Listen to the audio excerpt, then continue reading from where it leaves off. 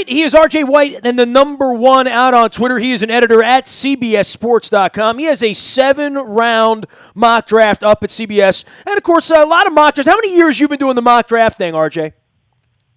Publishing them online probably since 2010, I believe. Okay, so, this is a real passion because the rest of the year you're doing, like, gambling and fantasy and stuff, right? And editing behind the scenes down there at CBS Sports, right? Right. I'm doing mostly editorial work for CBS Sports. I do publish gambling stuff at sportsline.com. I do fantasy stuff. That was my background going back to 2009.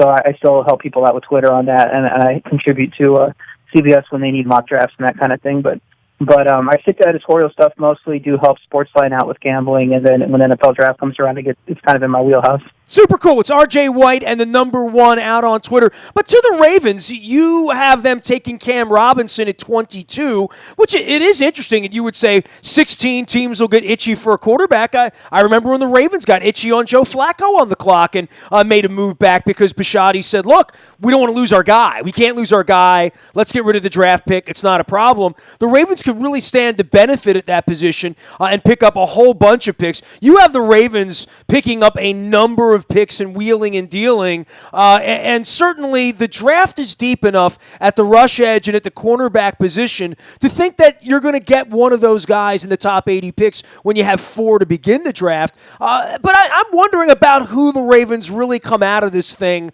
first with, because I talk so much defensively about rush edge, I talked about cornerback, but I have seen a myriad of drafts and mock drafts out there, and too many reputable people to poo-poo it who think they may take a tackle, and some of them have Ryan. And, Cam Robinson's an interesting guy. I think anything that makes the offense better around Flacco and makes him more comfortable. They went for the left tackle last year. I would not be freaked out by a left tackle. Over the last 6 weeks, I've grown comfortable if they draft a Corey Davis, as you believe they're capable of doing with the 29th pick as well, that if they come out of this thing with a tackle, a wide receiver, some sort of playmaker, a rush edge, and a corner, if that's where I go to bet on Friday night, I feel better about the franchise than I do, let's say, earlier this week, right?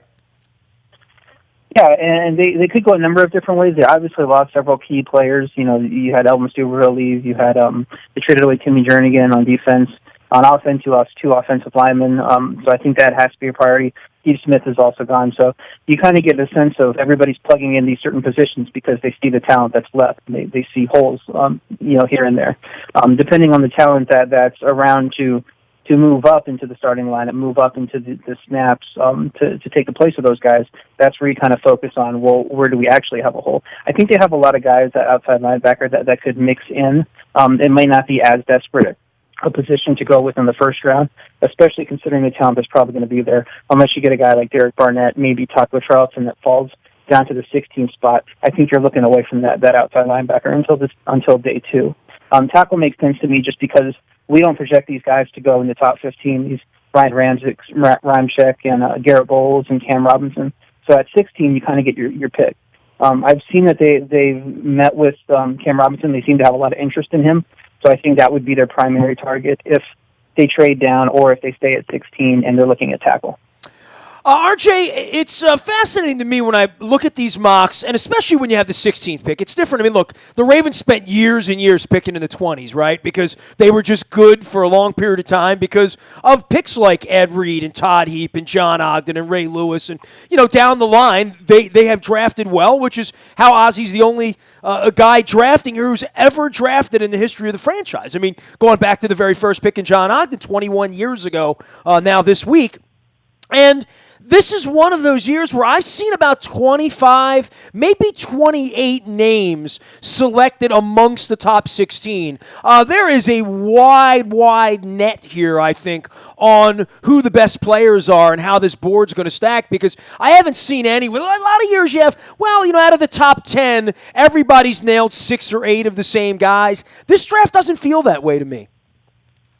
Yeah, and actually I think if you're going to reduce it down to who the top tier talent is, I might actually only be 4 guys. You might be looking at Myles Garrett, who we already went over, Jamal Adams, the safety out of LSU, Solomon Thomas and Jonathan Allen, but 2 guys on the defensive line. If you're in, a quarterback might, mix into there and get into the top 5. But after that, I think you're just kind of sliding around, deciding who fits our needs best, who who do our scouts say is going to make a bigger impact in our system.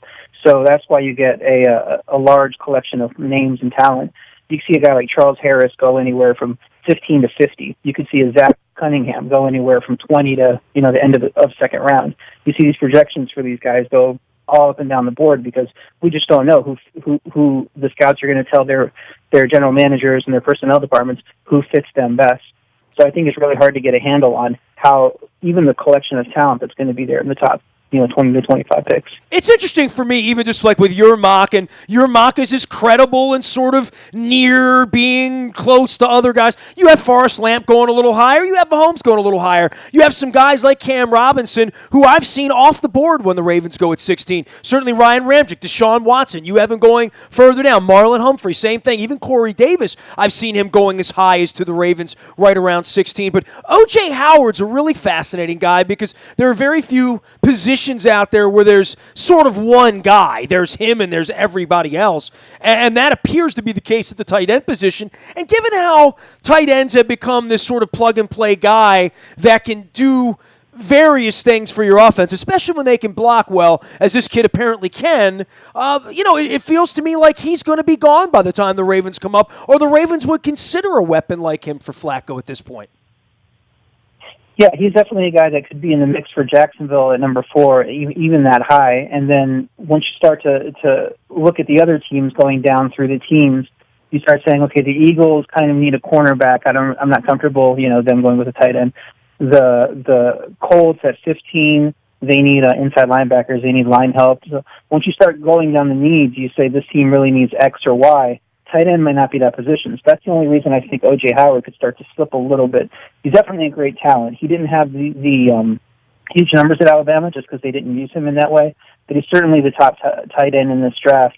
You could see a surprise team jump for him. It just depends on how their board shakes out and how, if their needs, that the guys that they're targeting to fill a need gets taken by a team earlier than them, then maybe that would be the cause to draft an O.J. Howard in the 6 to 10 range, 11 or 12, somewhere around there. It's fascinating to me with the running back position because for a number of years now, the popular opinion's been, we can get one of those later. We don't need to burn our first-round pick on a running back. And, I know how the Ravens have struggled, the back end of Ray Rice and, having a line that got too expensive to keep together over the last couple of years as well and not having a special guy. Fournette and McCaffrey are both guys that I've seen up in that single-digit range and guys that I've seen, while they'll still be there between 20 and 30, that this is all a ruse, that no general manager's really going to burn a first-round draft pick on a running back when the need might be greater somewhere else on the field. And I think everybody has felt like, we can get a guy. They've all said that for years. We can get a guy a little later.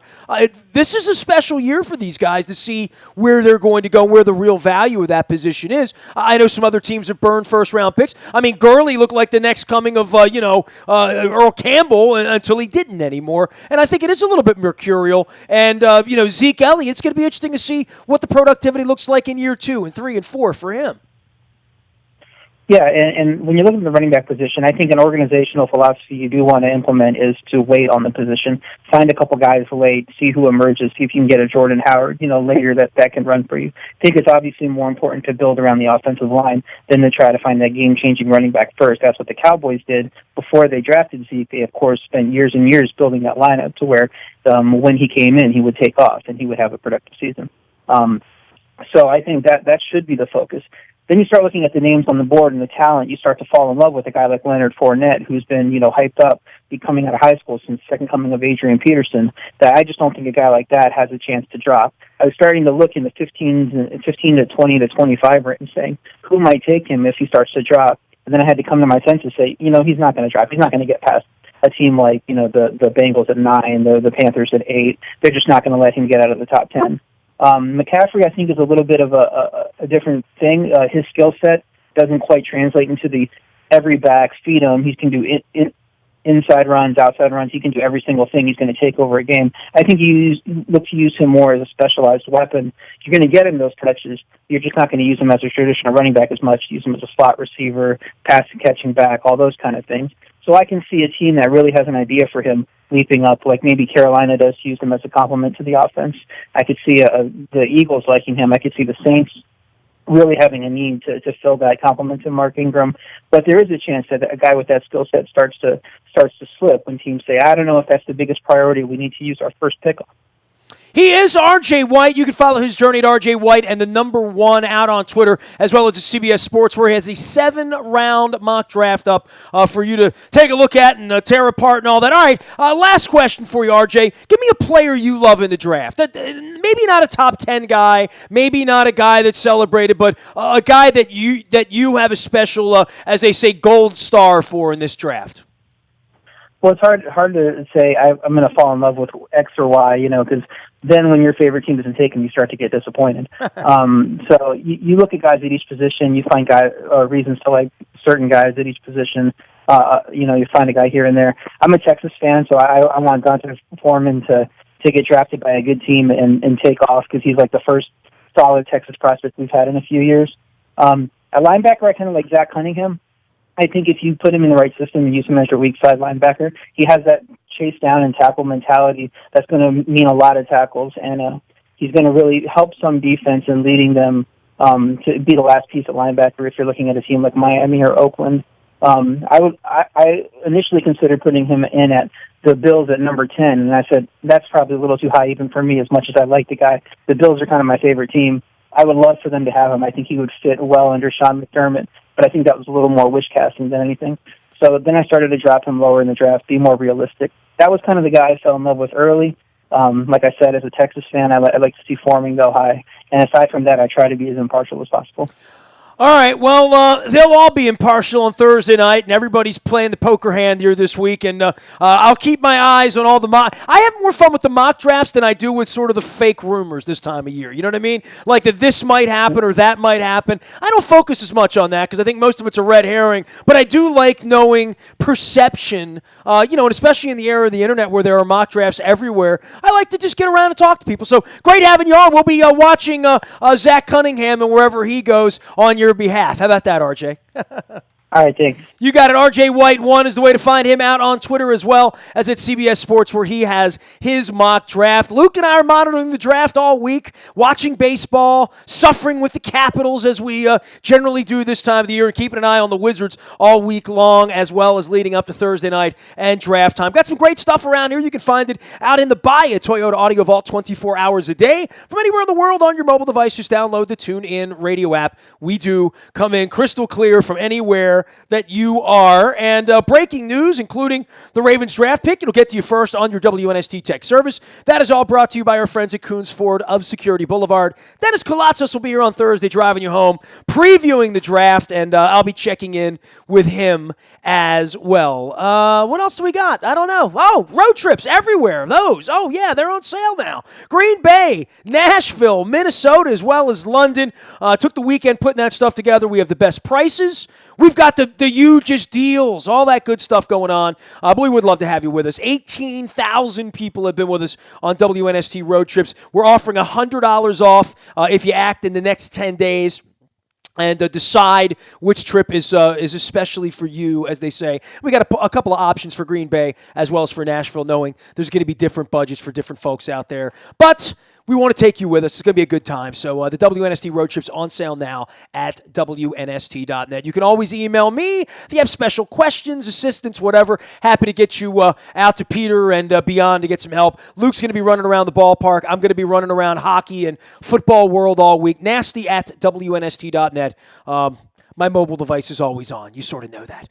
Twitter, Facebook, LinkedIn, Snapchat, Instagram, streaming live on our Facebook as well as our YouTube WNSTV channel. We are WNST.net, AM 1570, and WNST Towson, Baltimore, and we never stop talking Baltimore sports.